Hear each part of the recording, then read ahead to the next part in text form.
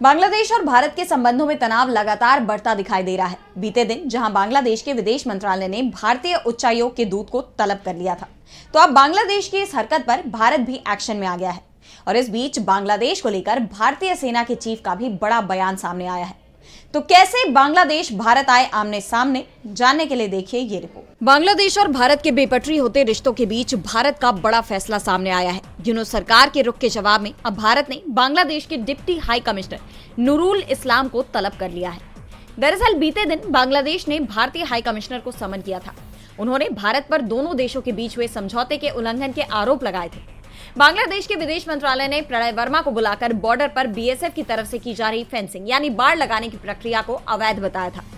हालांकि बांग्लादेश के विदेश मंत्रालय से मुलाकात के बाद प्रणय वर्मा ने इस बात की उम्मीद जताई कि आपसी सहमति को लागू किया जाएगा और अपराध से निपटने के लिए दोनों देशों के बीच मिलजुल कर काम किया जाएगा।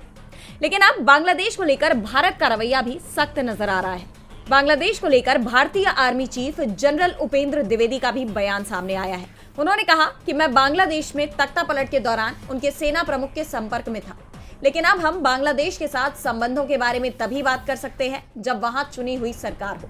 यानी उन्होंने यूनुस सरकार से बातचीत करने के लिए साफ इनकार कर दिया है। जनरल उपेंद्र द्विवेदी ने बांग्लादेश में सरकार के चुनाव पर जोर दिया है और ये साफ कर दिया है कि दोनों देशों में बातचीत का दौर तभी शुरू हो सकता है जब वहां लोकतांत्रिक तरीके से चुनाव के बाद सरकार बनाई जाएगी। यानी यूनुस सरकार के लिए अब भारत की तरफ से चुनौती मिलनी तय है। इसके साथ ही ये भी तय हो गया है कि आने वाले वक्त में दोनों देशों के बीच टकराव बढ़ने वाला है।